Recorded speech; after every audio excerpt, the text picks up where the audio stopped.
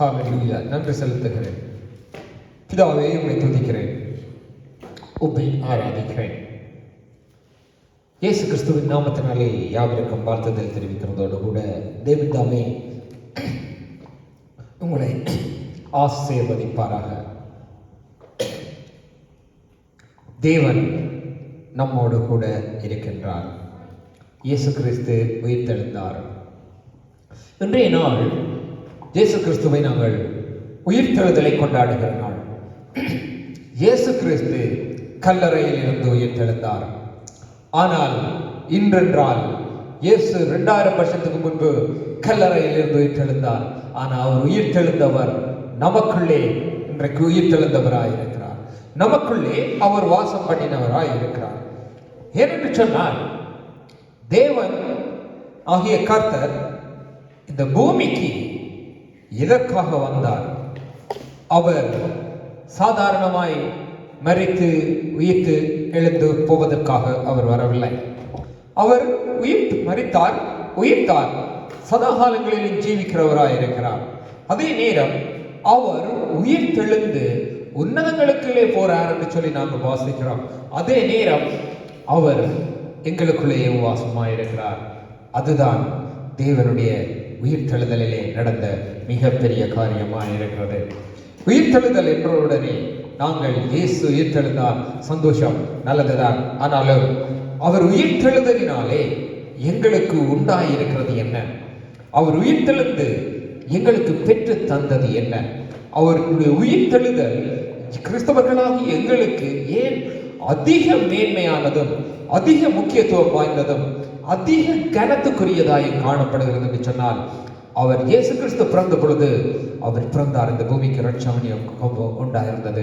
அவர் மரித்த போது அவர் எங்களுடைய பாவங்களுக்காக மரித்தார். ஆனால் அவருடைய உயிர்த்தெழுதல் தான் எல்லாவற்றுக்கும் ஒரு நிறைவேறுதலாய் காணப்பட்டது.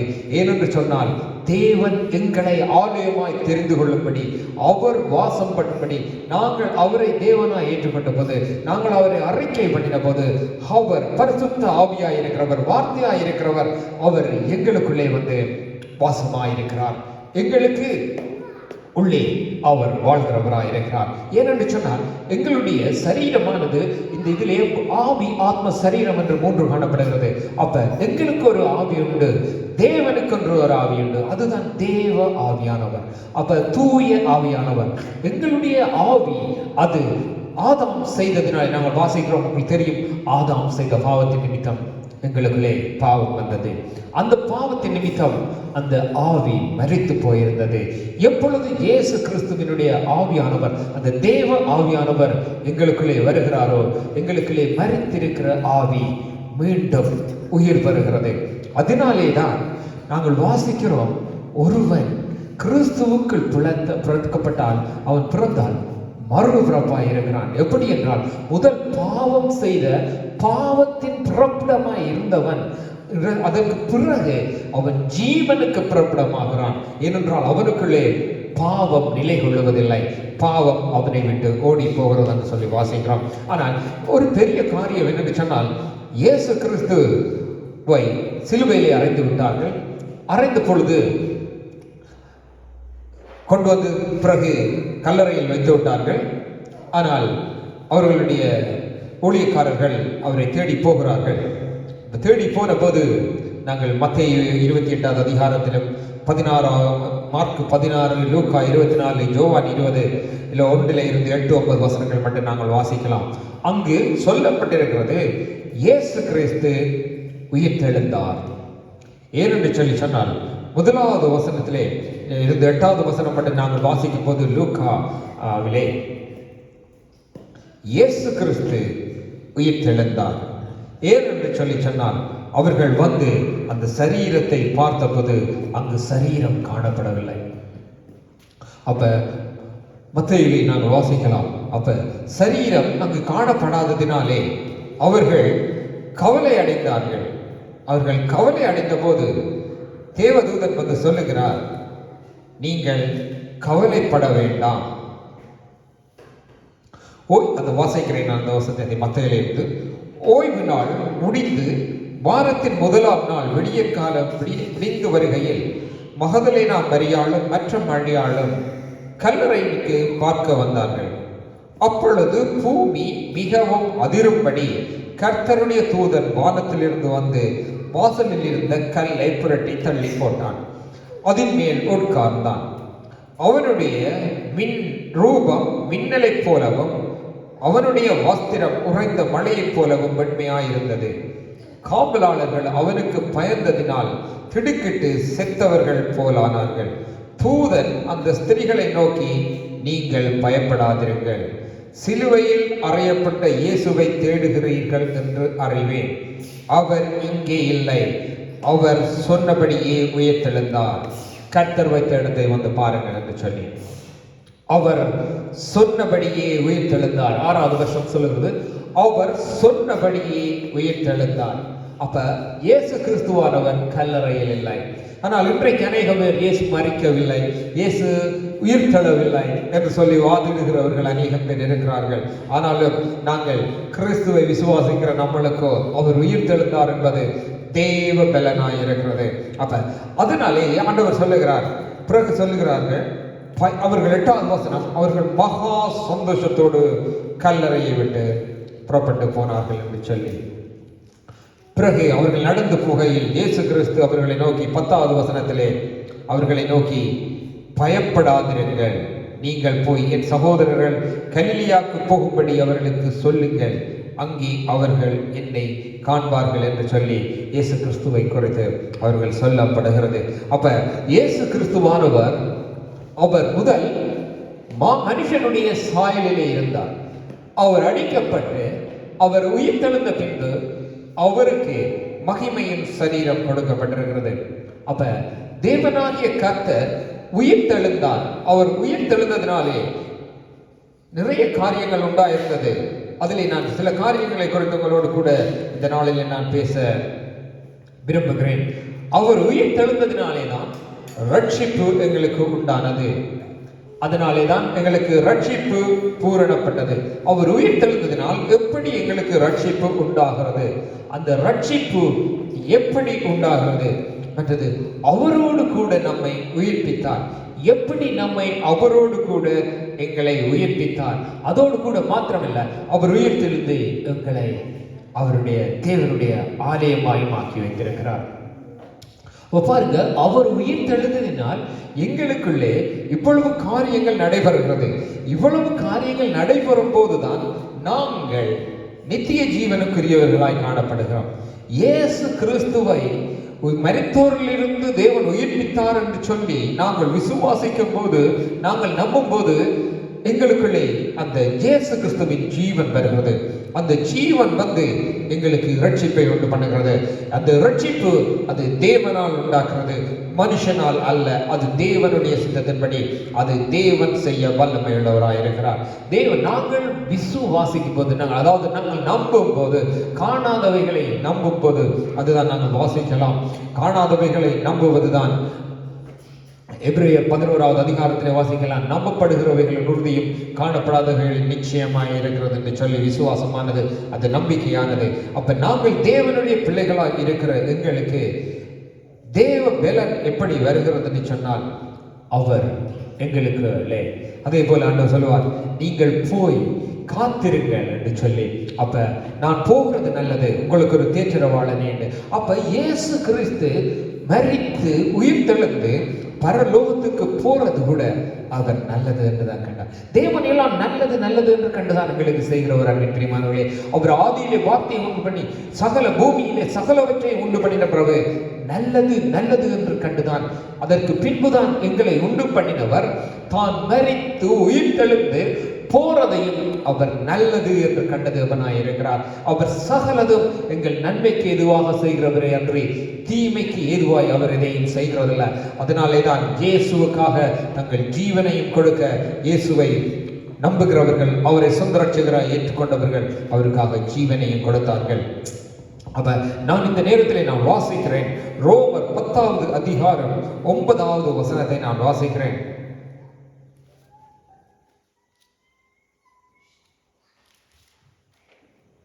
ரோமர் 10வது அதிகாரம் 9வது வசனம் என்னவென்றால், கர்த்தராகிய இயேசுவை நீங்கள் உங்கள் வாயினால் அறிக்கையிட்டு தேவன் அவரை மரித்தோரில் இருந்து எழுப்பினார் என்று உங்கள் இருதயத்தில் விசுவாசித்தால் ரட்சிக்கப்படுவீர்கள்.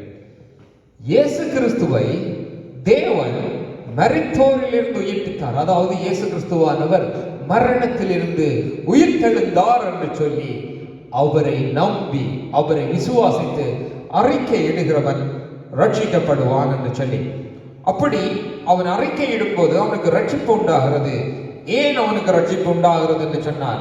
எப்படி அந்த ரட்சிப்பு அவனுக்கு உண்டாகிறது? ஒருவன் இயேசு கிறிஸ்துவை அறிக்கையிடும் போது, நம்பும் போது, விசுவாசிக்கும் போது, அவரை தேவன் மரித்தோரில் உயிர்ப்பித்தார் என்று விசுவாசிக்கும் போது அவனுக்கு ரட்சிப்பு உண்டாகிறது. அந்த ரட்சிப்பு எப்படி உண்டாகிறது என்றால் அது தேவனால் உண்டாகிறது. ஏனென்றால் 10வது வசனம் சொல்லுகிறது, அவன் எதற்காக விசுவாசிக்கிறான் என்று சொன்னால் நீதி உண்டாக இருதயத்திலே விசுவாசிக்கிறான். அவன் அந்த விசுவாசிக்கும் போது அவனுடைய இருதயத்திலே தேவனுடைய நீதியானது நிறைவேறுகிறது.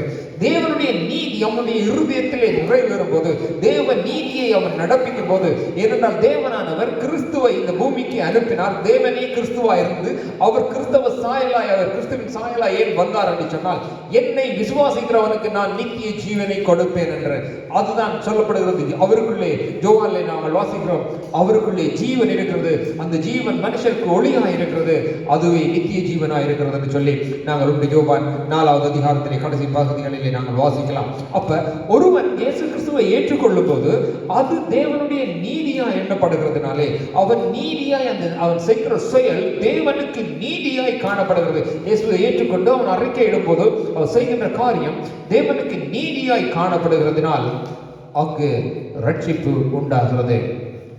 ஏனென்று சொன்னால் இயேசு கிறிஸ்துவே நீதியாய். அப்ப அவன் 10வது வசனத்தில் என்ன சொல்லப்படுகிறா? நீதி உண்டாகும்படி விசுவாசிக்கப்படும், ரட்சிப்பு உண்டாகும்படி வாயினாலே அறிக்கை பண்ணப்படும். அப்ப நீதியாகிய கிறிஸ்துவை இருதயத்திலே விசுவாசித்து வாயினாலே அறிக்கையிடும் போது அங்கு ரட்சிப்பு உண்டாகிறது. ஏனென்று சொன்னால் நாங்கள் யோவானிலே வாசிக்கிறோம், இயேசு கிறிஸ்துவையும் பிதாவையும் அறிக்கை இடுகிறவனுடைய வாயினாலே எப்படி என்று சொன்ன அறிக்கையிடும் போது அங்கு அது தேவ ஆவியினாலே உண்டாயிருக்கிறது. இயேசு கிறிஸ்துவை மரித்தோரில் உயிர்ப்பித்தார் என்றும் இயேசுவே தேவன் என்றும் கிறிஸ்துவையும் பிதாவையும் அறியும் போது அவர்கள் அதை அறிக்கையிடும் போது அது அவர்களுக்கு தேவ ஆவியினாலே உண்டாயிருக்கிறது. இயேசு கிறிஸ்துவை மறுதலிக்கிற ஆவியானது அது தேவனால் பரலோகத்திலே இருந்து உண்டாகாத ஆவியாயிருக்கிறது. அப்ப அவர்கள் இயேசு கிறிஸ்துவாகிய நீதியை இருதயத்திலே விசுவாசித்து அறிக்கையிடும் போது அங்கு அது தேவனுடைய ஆவியானவர் அவருக்குள்ளே வருகிறாங்க. தேவனுக்குள்ளே தேவ ஆவியானவர் வரும்போது அங்கு ரட்சிப்பு உண்டாகிறது, விடுதலை உண்டாகிறது, மீட்பு உண்டாகிறது, பாவங்கள் மன்னிக்கப்படுகிறது, நிறைய காரியங்கள் அங்கு அவனுக்குள்ளே இருக்கிறார். அழுக்குகள் சுத்தமாகிறது, பிசாசானவன் விலகி ஓடுகிறான், மாயைகள் எல்லாம் நீங்கி போகிறது. அப்ப எல்லாவற்றையும் குறித்து எனக்கு பேச நேரம் இல்லை, அதனாலே தான் நாங்கள் வாசிக்கலாம். மத்தேயு 10வது அதிகாரம் 30-32 வாசிக்கலாம். இயேசுவே நீதியாய் இருக்கிறார். அப்ப இயேசு கிறிஸ்து நீதியாய் இருக்கிறார் என்று சொல்லி நாங்கள் வாசிக்கிறோம். அப்ப அந்த நீதியாய் இருக்கிற அந்த இயேசு கிறிஸ்துவானவர் சொல்லுவதே நீதி, அதற்கு கீழ்ப்படிவதே நீதி, அந்த நீதிக்கு கீழ்ப்படிவதே ரட்சிப்பாய் இருக்கிறது, விடுதலையாய் இருக்கிறது. இப்ப நாங்கள் பூமியை எடுத்துக்கொள்வோமானால் நீதிபதிகள் என்று இருக்கிறார்கள். அங்கே போகும்போது அவர்கள் சில காரியங்களை விசாரித்துட்டு அவர் நீதிபதி கொடுக்கிற தீர்ப்பு அங்கு நீதி அந்த தீர்ப்பினாலே சிலர் விடுவிக்கப்படுகிறார்கள்.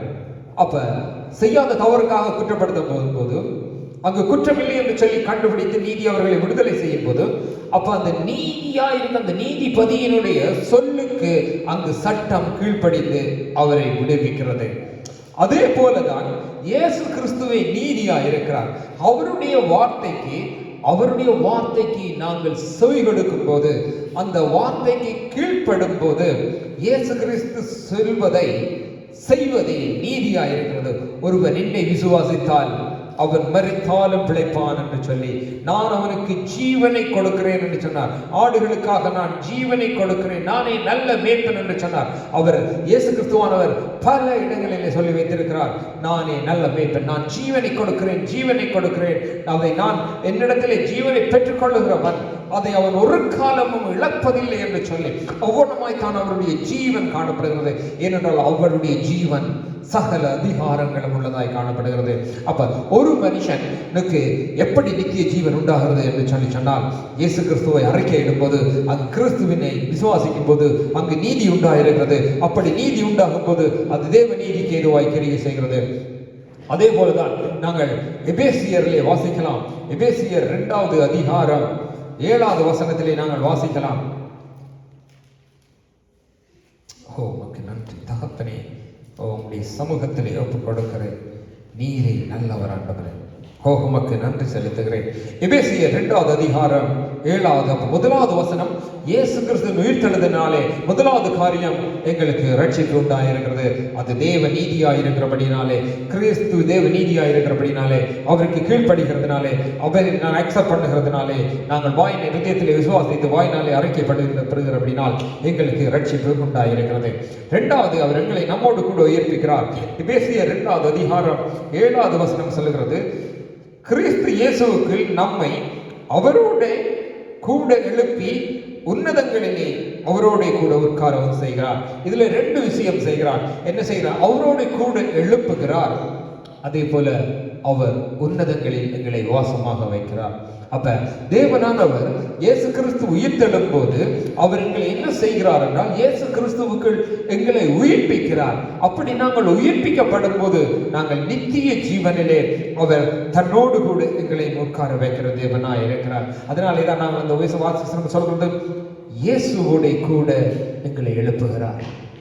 அவர் எப்படி மரித்தோரில் இருந்து உயிர்த்தெழுந்தாரோ அதே போல எங்களுக்குள்ளே காணப்படுகிற மரணத்துக்கு ஏதுவான யாவையும் அழித்து போட்டு ஜீவனுக்கு ஏதுவானவைகளை வைத்து அவர்களை உயிர்ப்பிக்கிறார். அவருடைய ஆவியானவர் வந்து அந்த வார்த்தைகள் வந்து எங்களை உயிர்ப்பிக்கிறது. அதனாலே தான் எங்களுக்குள்ளே ஜீவன் உண்டாயிருக்கிறது. அது மாத்திரமல்ல, அவர் உன்னதங்களிலே அவரோட கூட உட்காரவும் செய்கிறார் என்று சொல்லி, அப்ப உன்னதங்களிலே அவரோட கூட எங்களை உட்காரவும் வைக்கிறார். இது எப்படி உண்டாயிருக்கிறது என்றால், கிருபையினாலே விசுவாசத்தை கொண்டு ரட்சிக்கப்பட்டீர்கள். இது உங்களால் உண்டானதல்ல, இது தேவனுடைய ஈவு. கிறிஸ்துவானவர் தேவனுடைய ஈவாய் எங்களுக்கு கொடுக்கப்பட்டார். கிறிஸ்துவானவர் எங்களுக்காக கொடுக்கப்பட்டார். அவரை நாங்கள் வாயினாலே அறிக்கையிடும் போது, கிருபையினால் என்று சொல்லும் போது இயேசுவினால், விசுவாசம் நாங்கள் நம்புகிறது.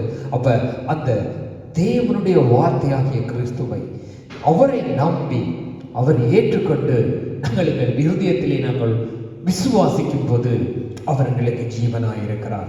அவரே ஜீவனாயிருக்கிறார். அந்த ஜீவன் எங்களை உன்னதங்களிலே வாசம் பண்ண வைக்கிறது. எங்களை மரணத்திலிருந்து விடுவிக்கிறது. எங்களை நரகத்திலே இருந்து விடுவிக்கிறது. நாங்கள் வெளிப்படுத்தலே வாசிக்கலாம், அதுக்கு நான் வருகிறேன். அதோடு கூட மட்டுமல்ல, அவர் எங்களுக்குள்ளே வந்து வாசமாகி எங்களை அவருடைய ஆலயமாய் தெரிந்து கொள்கிறார். அப்ப முதலாவது காரணம், எங்களுக்கு ரட்சிப்பு உண்டாயிருக்கிறது. 2வது, அவரோடு கூட எங்களை உயிர்ப்பிக்கிறார். 3வது, அவரோடு கூட எங்களை உன்னதங்களிலே வாசம் பண்ண வைக்கிறார். 4வது, அவருக்கு நாங்கள் ஆலயங்களாய் மாறுகிறோம். நீங்களே தேவனுடைய ஆலயமாய் இருக்கிறீர்கள் என்று சொல்லி, அதை நீங்கள் அறியாமலும் இருக்கிறீர்களா என்று சொல்லி நாங்கள் 1 கொரிந்தியர் 3:16 நாங்கள் வாசிக்கிறோம். அப்ப தேவனுடைய ஆலயமாய் நாங்கள் ஆக வேண்டும் என்று சொன்னால், நாங்கள் அவரை கிறிஸ்துவை ஏற்றுக்கொண்டு அவரை அறிக்கையிடும் போது, அந்த அவரே தேவனுடன் நாங்கள் ஏற்றுக்கொள்ளும் போது நாங்கள் ரட்சிக்கப்பட்டு அந்த ரட்சிப்புக்கு ஊடாக அவருடைய ஜீவனங்களுக்குள்ளே வந்து எங்களை அவரோடு கூட உயிர்ப்பித்து அவரோடு கூட உன்னதங்களில் எங்களை வைக்கிறதோடு கூட மட்டுமல்ல, தேவனுடைய ஆலயமாக்கப்படுகிறோம் என்று சொல்லி எபேசியர் 2:21 அதிலேயே இந்த எபேசியர் 2:21 வசனம் சொல்லுகிறது, ஆகையால் 21 அவர்கள் மேல் மாளிகை முழுவதும் இசைவாய் இணைக்கப்பட்டு கர்த்தருக்குள் பரிசுத்த ஆலயமாய் எழும்புகிறது. அதாவது எங்களுடைய இந்த சரீரமானது இயேசு கிறிஸ்துவுக்குள்ளே இணைக்கப்பட்டு, இது பாவங்கள் எல்லாம் மன்னிக்கப்பட்டு, அக்கிரமங்கள் எல்லாம் நீக்கப்பட்டு, கழுவப்பட்டு, சுத்திகரிக்கப்பட்டு, இது பரிசுத்தமாக இசைவாய் கட்டப்படுகிறது. அப்படி கட்டப்படும் போது அவர் மேல் நீங்களும் ஆவியினாலே தேவனுடைய வாசஸ்தலமாக கட்டி கூட்டப்பட்டு வருகிறீர்கள். அப்ப நாங்கள் அவருடைய ஆலயமாக கட்டி கூட்டப்பட்டு வருகிறோம். அப்ப நாங்கள் அவருடைய ஆலயமாக இருக்கிறோம். அப்ப இயேசு கிறிஸ்துவின் உயிர் தெழுதல் இல்லை என்று சொன்னால் எங்களுக்கு நித்திய ஜீவன் இல்லை. இயேசு கிறிஸ்துவின் உயிர் தெழுதல் இல்லை என்று சொன்னால் எங்களுக்குள்ளே பாவ மன்னிப்பு நிறைவேறி நித்திய ஜீவனுக்குள்ளே நாங்கள் கடந்து போக முடியாதபடி காணப்படும். ஏனென்று சொன்னால் எங்களை தேவன் ஆலயமாய் தெரிந்து கொண்டிருக்கிறார். அவர் வாசம் பண்ண வேண்டுமானால் நாங்கள் தேவனுக்கு இடம் கொடுக்க வேண்டும். தேவனுக்கு இடம் கொடுக்க வேண்டுமானால் முதல் கிறிஸ்துவின் வார்த்தைக்கு இடம் கொடுக்க வேண்டும். கிறிஸ்துவை அறிய வேண்டும். நாங்கள் கடவுளுக்கு இடம் கொடுத்தால் கடவுள் எங்களுக்குள்ளே வந்து வாசம் பண்ணி கடவுளுடைய ஆலயமாய் எங்களை மாற்ற வல்லமை உள்ளவராக இருக்கிறார். அப்படி நாங்கள் தேவனுக்கு ஆலயமாய் மாற வேண்டும் என்று சொன்னால் இயேசு கிறிஸ்துவை மரித்தோரிலிருந்து தேவன் உயிர்ப்பித்தார் என்றும், அவரே தேவனாய் இருக்கிறார் என்றும், அதிலே வார்த்தையாய் இருந்தவர் மாம்சமாய் இந்த பூமிக்கு வந்தார் என்றும், அவருடைய உயிர்ப்பித்தலினாலே நான் உயிர்ப்பிக்கப்பட்டேன் என்றும், அவர் எனக்குள்ளே வாசம் பண்ணுகிறார் என்றும், அவர் எனக்கு நித்திய ஜீவனை அளிக்கிறார் என்று சொல்லி நான் அவருடைய வார்த்தைகளை நம்பும் போது, எங்களுக்கு கொடுக்கப்பட்ட இந்த வார்த்தைகளை நாங்கள் நம்பும் போது நாங்கள் நித்திய ஜீவனுக்கு பாத்திரவான்களாய் காணப்படுகிறோம். அப்ப அது மாத்திரமல்ல, அதோடு கூட அவர் நாங்கள் வெளிப்படுத்தலை பார்க்கிறோம். அவர் இயேசு கிறிஸ்துவானவர் வரும்போது நாங்கள் அவரோடு கூட உயிர்த்தெழுந்து அவருடைய மகிமைக்குள்ளே பிரவேசிக்கிறோம். அப்ப உயிர்த்தெழுதலுக்கு நாங்கள் பங்குள்ளவர்களாய் காணப்பட வேண்டுமானால், கடைசி தான் வெரி வெரி இம்பார்ட்டன்ட் ஒரு கிறிஸ்தவனுக்கு நித்திய ஜீவனுக்குள்ளே பிரவேசிக்க வேண்டுமானால், அவன் உயிர்த்தெழுதலில் பங்குள்ளவனாய் காணப்பட வேண்டுமானால் நாங்கள் இயேசு கிறிஸ்துவை சொந்த இரட்சகராய் ஏற்றுக்கொண்டிருக்க வேண்டும். இயேசு கிறிஸ்துவை கர்த்தரை நாங்கள் ஏற்றுக்கொண்டிருக்க வேண்டும். அதனாலே தான் யோவான் 14:19 சொல்லுகிறது, நீங்கள் பிழைக்கப்படுவீர்கள். நாங்கள் அந்த கடைசி வசனத்தை வாசித்தால் யோவான் 14:19 சொல்கிறோம், நீங்கள் அப்பொழுது நீங்கள் பிழைப்பீர்கள் என்று எழுதியிருக்கிறார். அப்படி பிழைப்பீர்கள் என்றால் நீங்கள் காக்கப்படுவீர்கள். எப்பொழுது? நீங்கள் இயேசு கிறிஸ்துவுக்குள்ளே வரும்போது. ஆனால் அதனாலே தான் இயேசு கிறிஸ்துவானவர் எங்களுக்காக அடிக்கப்பட்டார். அவர்தான் பழுதற்ற பலி, அவர்தான் பஸ்கா ஆட்டுக்குட்டி. இயேசு கிறிஸ்து பஸ்கா பண்டிகையில் அன்று தான் அடிக்கப்பட்டாரு. பஸ்கா பண்டிகை என்று அவங்களுக்கு தெரியுமா? தெரியாது. பழைய ஏற்பாட்டு காலத்திலே ஜூதர்கள் ஆலயத்துக்கு கொண்டு போறது தான் அவர்களிடத்திலே இருந்த, அதாவது ஒரு மரத்தை நாட்டால் அதில் வருகிற முதலாவது பழ கனி. ஒரு ஆட்டை வளர்ந்தால் அந்த ஆடு குட்டி போட்டு வருகிற முதலாவது அந்த பெரிய தலையீடு என்று சொல்லுவார்கள், ஆட்டுக்குட்டி என்று சொல்லி. சில ஜூதர்கள் இருக்கிறார்கள், தங்களுடைய முதலாவது ஆண் பிள்ளையை தேவனுக்கென்று ஒப்புக் கொடுவார்கள். அதை பலி செய்ய மாட்டார்கள், தேவனுக்கென்று சொல்லி ஆலயத்திலே கொண்டே விடுவார்கள். அப்படி அவர்கள் தங்களிலே இருக்கிற பெஸ்டை, சிறந்ததை கொண்டு போய் கொடுத்தார்கள். ஆனால் அவைகள் கூட ஒரு குற்றம் உள்ளதாய் காணப்பட்டது.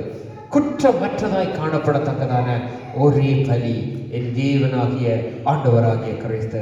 அதான் அவர் சொன்னார், என்னிடத்தில் பாவம் உண்டு என்று உங்களில் யார் சொல்ல முடியும் என்று சொல்லி, என்னை குற்றப்படுத்த உங்களில் யார் என்னை குற்றப்படுத்த முடியும் என்று சொன்னார். இதுவரை இந்த பூமியிலே வந்து வாழ்ந்த யாருமே சொன்னதில்லை, என்னை உங்களில் யார் என்னை குற்றப்படுத்த முடியும். I am the I am என்று சொன்னார். அதனாலேயே இயேசு கிறிஸ்துவை கல்லறைத்துக் கொண்டார்கள். கிறிஸ்துவுக்குள் தான் எல்லாம் உண்டாயிருக்கிறது, கிறிஸ்து ஊடாகத்தான் எல்லாம் உண்டாயிருக்கிறது. நாங்கள் 2 கொரிந்தியர் 2:14 நான் வாசிக்கிறேன். 2 கொரிந்தியர் 2:14, கிறிஸ்துவுக்குள் எப்பொழுதும் எங்களை வெற்றி சிறந்த பணி எல்லா இடங்களிலேயும் எங்களை கொண்டு அவரை அறிகின்ற அறிவின் வாசனையை வெளிப்படுத்துகிற தேவனுக்கு சோஸ்திரம். கிறிஸ்துவை கொண்டுதான் தேவனை அறிகிற அறிவையே எங்களுக்கு தேவன் கொடுக்கிறார். அப்ப கிறிஸ்து இல்லாமல் ஒருவனும் தேவனை அறிய முடியாது. அன்பின் பிரியமானவர்களே, நீங்கள் தேவனை அறிய வேண்டுமானால், கடவுளை அறிய வேண்டுமானால் இயேசு கிறிஸ்து இல்லாமல் ஒருவரும் கடவுளை அறிந்து விட முடியாது. அதுக்கு பைபிள் எவிடன்ஸா இருக்கிறது. நானும் சாட்சியாய் சொல்லுகிறேன். எந்த ஒரு மனுஷனும் சொல்லலாம், நான் கடவுளை அறிகிறேன், அங்கு இருக்கிறேன், அங்கு அதை செய்கிறேன், இதை செய்கிறேன் என்று சொல்லி. ஆனால் இந்த பூமியிலே கடவுளை அறிய வேண்டுமானால், தேவனை ஒரு மனுஷன் அறிய வேண்டுமானால் இயேசு கிறிஸ்து இல்லாமல் அவனை அறிந்துவிட முடியாது. ஏனென்றால் இயேசு கிறிஸ்துவின் மூலமாய்த்தான் தேவனை அறிகிற அறிவை தேவன் இந்த பூமியிலே கொடுத்து வைத்திருக்கிறார். பரிசுத்த ஆவிக்குள்ளாகத்தான் கொடுத்து வைத்திருக்கிறார். அதே போலதான் தேவன் எங்களுக்கு கொடுத்த எல்லாவற்றிலும் நாங்கள் தேவனுக்கு உண்மையாய் காணப்பட நாங்கள் அவசியமாய் காணப்படுகிறது. ஏனென்றால் அப்பொழுதுதான் நாங்கள் தேவனுக்குள்ளே காணப்படுகிறோம். எபேசியர் 2:18 நான் வாசிக்கிறேன்.